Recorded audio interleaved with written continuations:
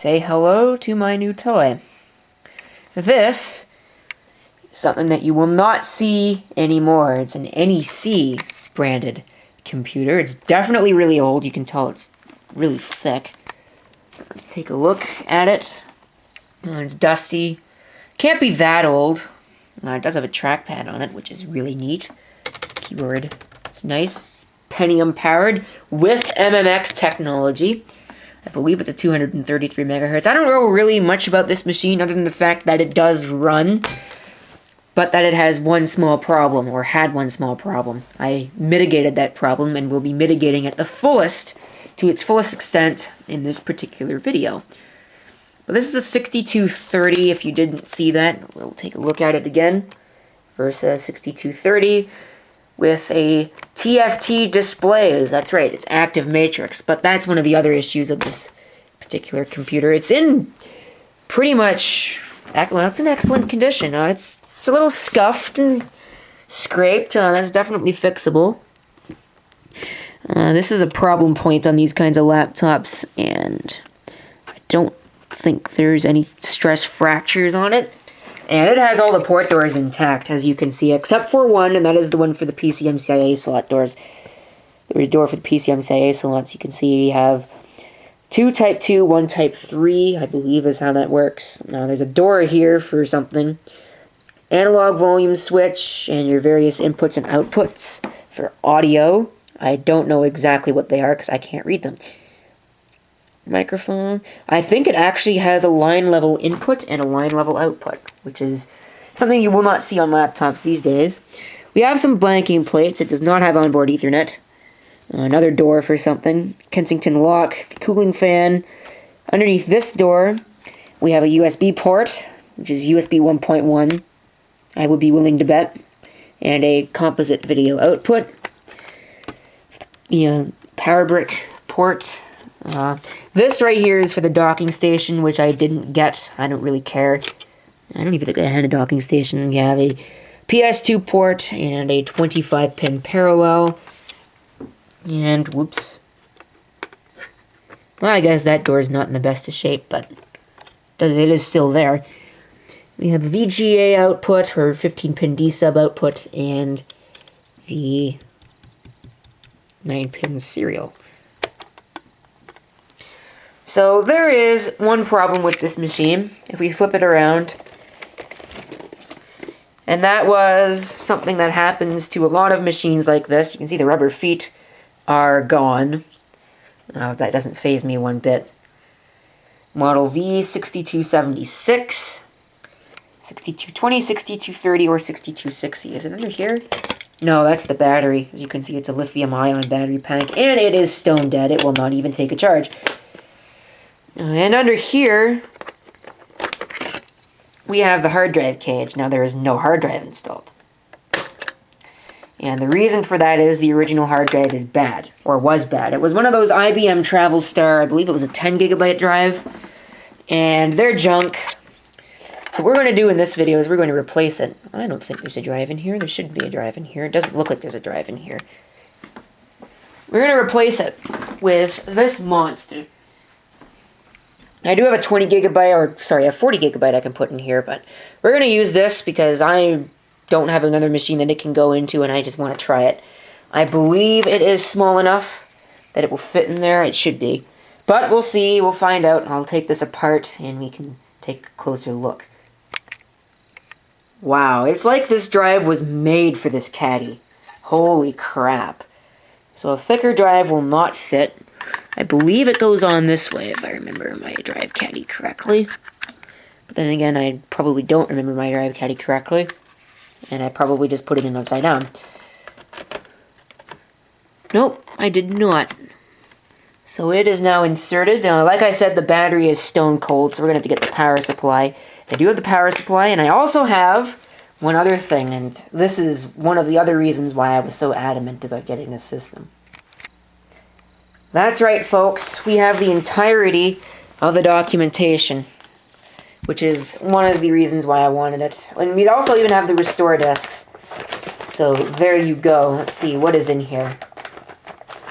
I know there's a registration card in here that Or at least there's some other thing in here that does contain the owner's information, so I'm going to get rid of that. But so let's see. Yep, there it is. I'm going to junk that because we don't need that.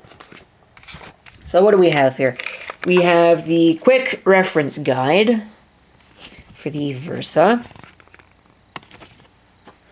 We have the original software restored disk. Product recovery CD. Hopefully that will work.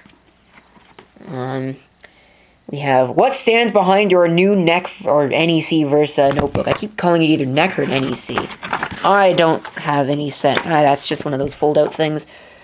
Carrying cases, none of which I have, none of which I care about. Accessories and solutions for the NEC Versa 6000. What else? Read me first. I suppose there's other information in that. Oh, well, would you look at that? It is completely sealed in the package. Introducing Microsoft Windows 95 for distribution with a new PC only. And there's our product key, or the product ID. I guess there isn't really a key on there. And what's this? This is warranty information. And then we have the 6220, 6230, 6260 user's guide. You won't see that with a computer anymore. So let's go ahead and flip this around. I'm going to open this up. I kind of feel bad about opening it up, but I kind of need it. Anyway, let's just go ahead and do it. Very odd power brick design. I'm going to say that much. But if we open this up here, you should see the status LCD. There's a thing of the past. The status LCD for that thing. And if we were to turn this machine on,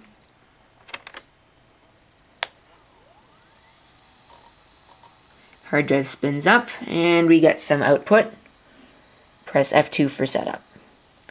And you'll see the problem here is that we are quite yellowed. We have quite a bit of backlight bleed, but it does still function. Here's the AMI BIOS. I believe you can change the color on this thing. Pressing F3 or F4. Oh yeah, you can definitely change the color on these. Standard CMOS setup. It does detect the drives properly. I believe that is even the right time. I will be an Unkie's Munkle. That is the right time. Or close to, anyway. 128 megabytes of memory. So there you go. Hard drive is surprisingly quiet for an old drive like that. 6.1 gigabytes. It's in the advanced setup. Anyway. Let's exit without saving. I'm curious to see something else here.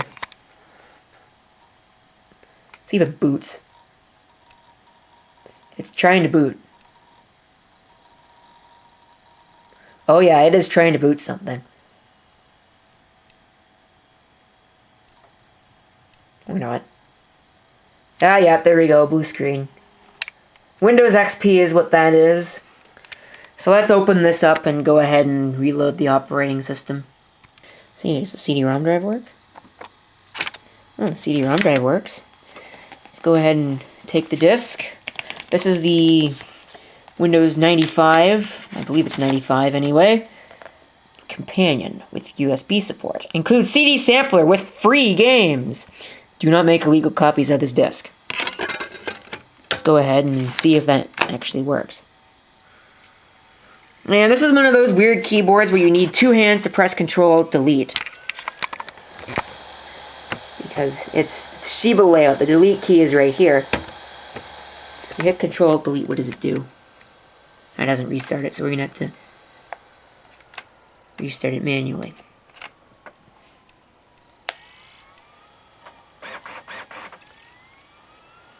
Flip boots off of the CD drive. So I don't have a floppy drive I can use with this.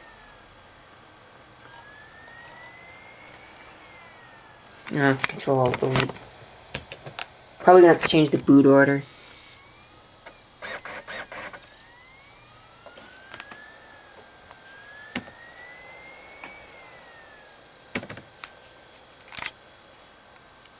Boot device setup. First boot device is the CD-ROM. So it is not starting. That is discouraging. See if I could find the other disc. Should be in this mess somewhere. Ah, yes, here it is. Product recovery CD for Windows 95.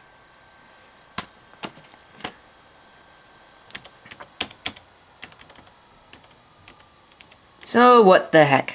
Let's try this one, maybe. Again, it's telling us to read the license agreement, but I don't really care. The only thing that probably stipulates is that they can come to my house and kill me while I'm sleeping, but I don't really care about that, because they will never find me. I live in Canada, damn it. I feel really bad about doing this, but you know, what the hell ever. Let's go ahead and see if this one's bootable, or if this drive actually is not functional. So, I don't know, it could very well be not functional. Let's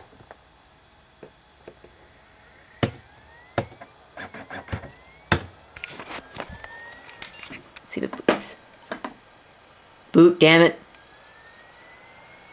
Ah yes, here we go. Starting Windows 95. RAM drive.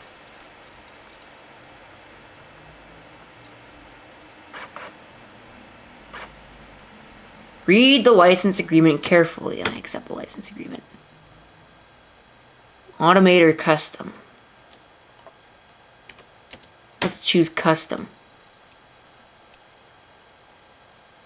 You may choose skip to. I'm going to just recreate it. FAT32, that's good. This will destroy all information. Well, I don't care, so I will continue. Hopefully this drive is functional. That's the only thing that I'm really worried about. Is that this drive is sort of has some health problems. And I don't have my H.2 disk, so I can't actually take a look at it. I left that at work. Oops.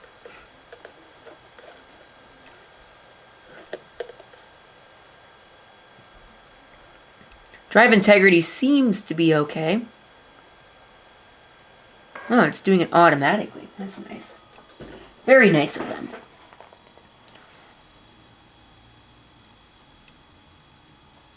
Very quiet system, too. Let's turn the brightness down just because I don't need it to be at 100%. That'll probably partially save my backlight. Whoops. Oh, there we go. To format your hard disk, your system must be restarted. We'll hit OK.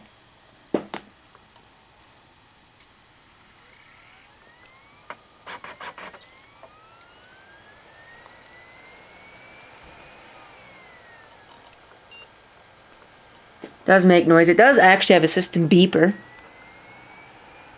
I believe that's all the way out. Yeah, it looks like it's all the way out.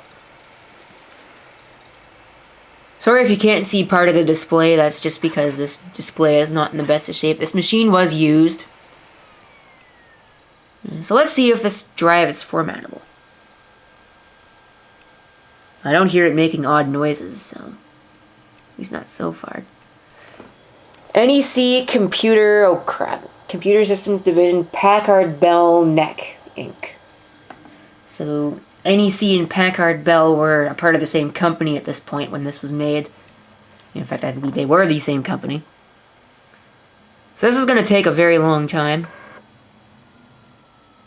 I don't really know how long it's going to take. Probably all day.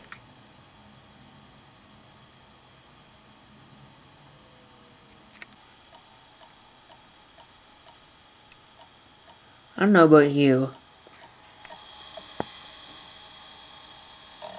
That sounds like the typical Toshiba hard drive issue sound to me.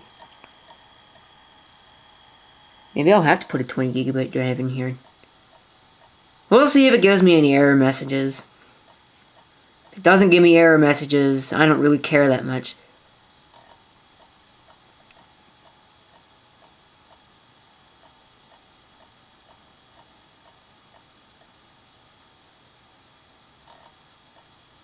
That kind of spears me, though. It's one of my few good low-capacity drives I have left. In fact, it's the only one. But, oh well. Alright. It's detecting the hard drive properly. That's always a good thing. I needed some dynamic disk overlay software in order for it to actually work the way it was supposed to. Hopefully Windows 95 will be able to install, since I believe it can't accept anything greater than 32 gigabytes, but we'll see about that.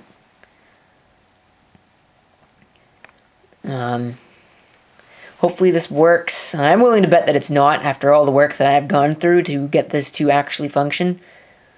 Gonna have to get some smaller hard drives. That's definitely in my near future.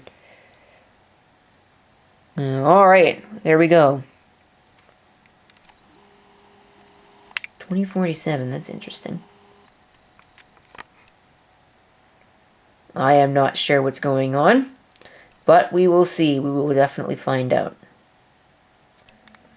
Alright, so unfortunately my camera did not have the battery power to show you the full setup process, but the beast is alive. If we take a look here, see, it will start up. Hopefully there's no disks in the drive, and there aren't.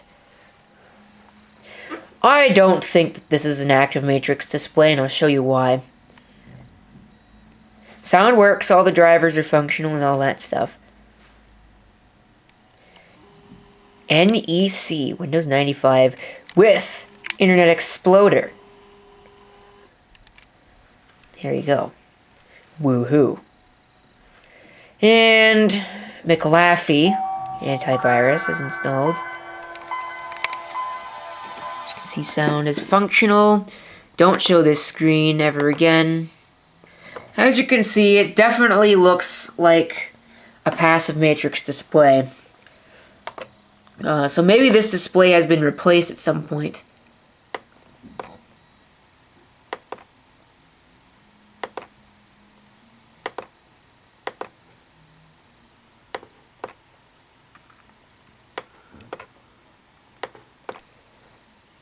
I don't think this actually has a wavetable synthesizer on it. It might be just FM. If we go ahead and take a look, let's take a look at the specifications. Pentium, that's all it says, 128 megabytes of memory. Device manager. Floppy disk controllers not found. Well, there's no floppy disk on here anyway. Sound. ES1869. It's ESS audio drive based. I'll have to look that up. I think it might have wavetable on it. Of course, I don't know for sure. Everything that would have been factory is installed right now. And in terms of other software, I will be installing Office on here. Apparently my sound disappeared. Don't know what that's all about. Oh, I know what that's all about. Maybe it has something to do with that.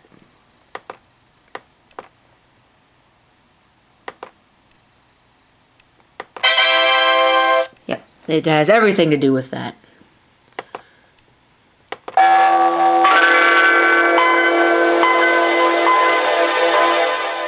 It's a little bit on the overdriving side.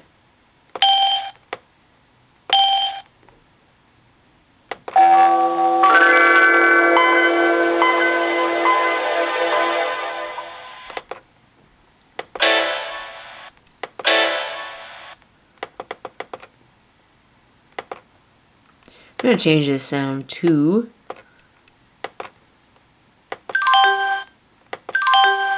Yep, that's pretty good. Those are actually the Windows 3.1 sounds. So everything except for the startup sound is not original. Let me go ahead and try and install Office 97 on here. And we'll see where we go from there. Damn it. Well, I guess that's not going to work. Oh well. Anyways. Suppose it doesn't really matter too much. Probably not going to be using this thing for Office anyway. Probably just going to be using it just as a sort of play-around machine to do various things. I might even put Office 2000 on here. But that, I think, might be a little bit overkill for this kind of a system. But it does function. That's always a good thing. Flight disk. So we have the Prodigy Internet Service. AOL free trial. Nice. CompuServe. AT&T WorldNet. The Versa Help Center. MindPath of X. Mediamatic software stuff. Yuck, McLaffey. LapLink for Windows 95. LANDesk. CompuTrace. Audio Rack. Acrobat Reader. And I believe that's probably all we have installed here. What do we have for games? Hover 950. Cool. Sounds interesting. No pinball, but that's okay. Probably add that later. Other than that, it's basically a bog standard installation of Windows 95. I still am pretty positive that this is... Let's see, NEC Versa. They have like their own little friggin... Their own little background. That is sweet. I don't want to leave it like that. Anyway, that's just about it for this particular video. You know what? I want to see if the sleep button does anything. It does.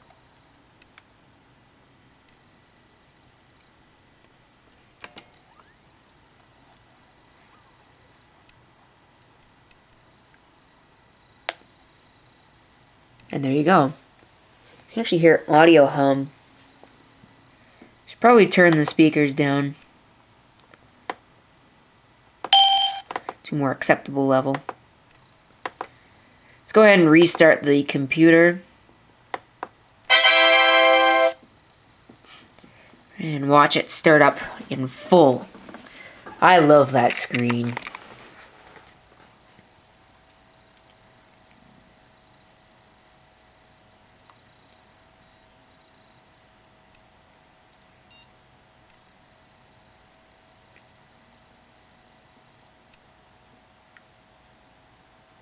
See, there's the on-track disk overlay software.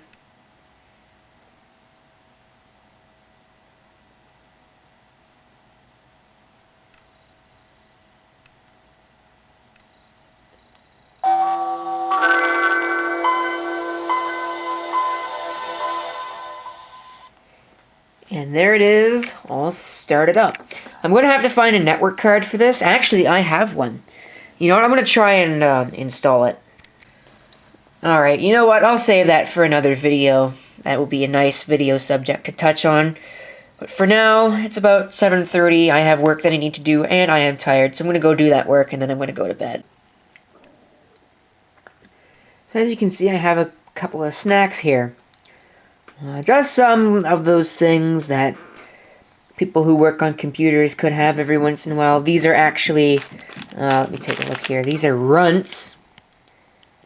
You can see the Wonka runts. And they are the big ones. So you might be able to tell. And this is what the packages are supposed to look like. But take a look at one of the packages that I got. Yeah, that's all that's in there. What a jip that thing is.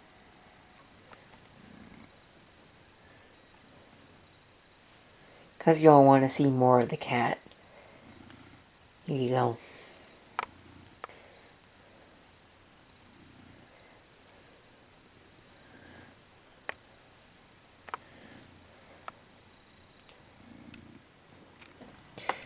But anyway, there you have it.